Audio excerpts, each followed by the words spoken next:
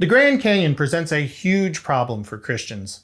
Parents are worried because their children are being taught that the Grand Canyon proves the earth is millions of years old and that God did not create the earth in a literal 6 days creation.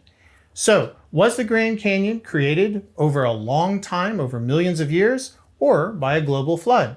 I brought a creation scientist expert in to help give us the science behind the fact that the Grand Canyon is young.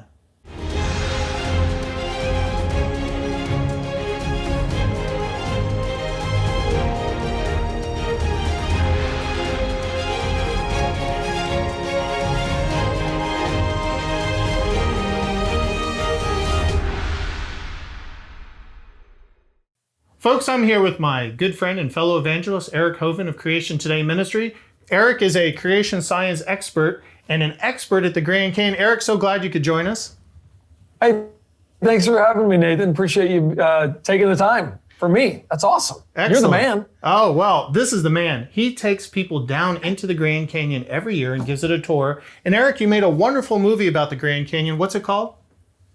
Scarred Earth is our most recent production on the Grand Canyon. You can find it at grandcanyonmovie.com, absolutely free. Okay. Well, Eric, explain to us then why the Grand Canyon was not created over millions of years.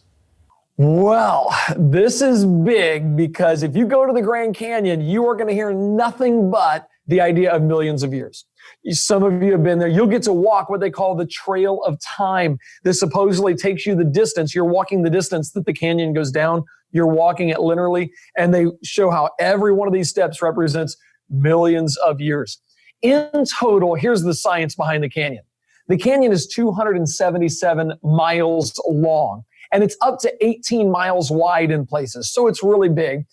And if you've ever been there, you'll know why it is the number one tourist attraction, or one of one of the greatest, most visited 7 wonders of the world. That's what it is. Over 6.5 million people a year visit the Grand Canyon, and it really is impressive. My wife and I went there on our honeymoon. So yeah, that was our destination spot.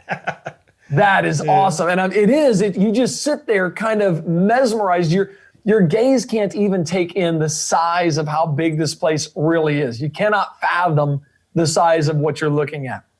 I made an illustration for you since I don't have my PowerPoint. Are you ready to see my high-tech illustration, Nathan? Yes, I did this just for you guys.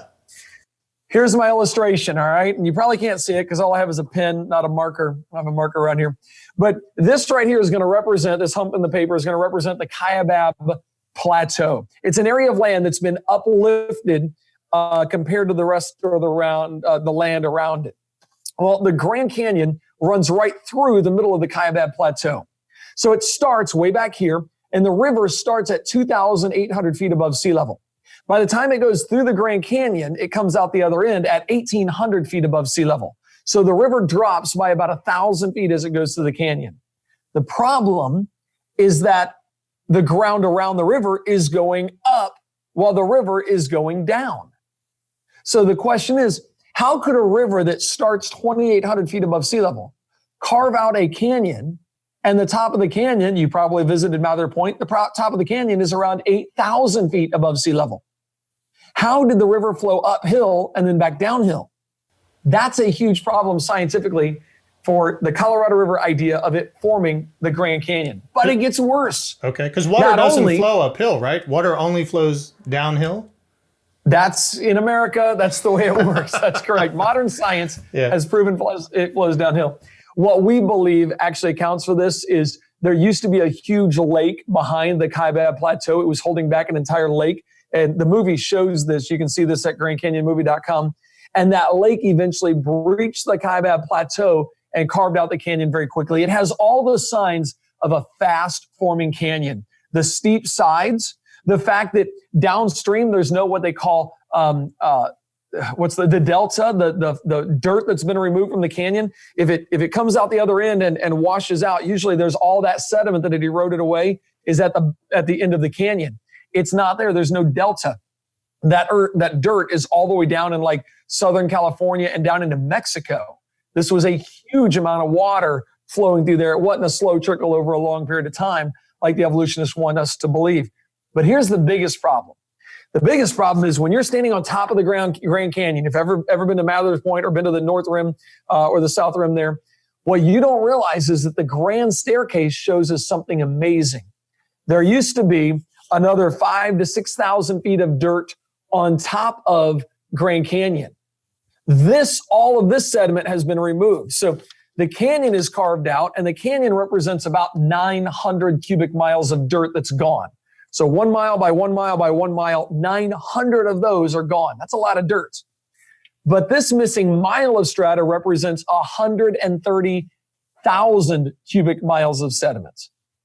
There was a worldwide flood that totally destroyed the world, and as the water ran off from the flood, it eroded away over a mile of sediment, allowing the Kaibab Plateau to uplift, allowing it to back up this lake that eventually overflowed and carved out the Grand Canyon, not over millions of years, but in a matter of possibly weeks. The Grand Canyon is excellent evidence of the worldwide flood, not millions of years. What about Mount St. Helens? Doesn't that prove that a canyon can be formed very quickly? That gives us incredible evidence of what they call catastrophic events and how catastrophic events can cause major damage. At Mount St. Helens, when the side of the mountain, if you're not familiar with it, the side of Mount St. Helens slid off the side of the mountain, and it blocked up a river called the Toutle River, and that river backed up. It backed up for quite a while, but eventually it got to the place where it was high enough where that entire lake that was formed overflowed that entire mud flow, and it carved out a miniature Grand Canyon, 1/40th the size of Grand Canyon, in hours. Not even weeks or months. In hours, it carved out a 1/40th size. So what we're seeing today is when you observe geology today, and Mount St. Helens changed everything from the way they observe it. They went there and they saw that mud flow, that pyrocaustic mud flow that came down, had sorted into layers just like we see at the Grand Canyon. They realized that catastrophic events are what can account for major erosion, not slow erosion over long periods of time. Folks, if you want to know more about the Grand Canyon proving that there was a flood, check it out, creationtoday.org. Geology, like biology, astronomy, and every other field of science, shows an observable evidence that the Bible can be trusted from the very first page.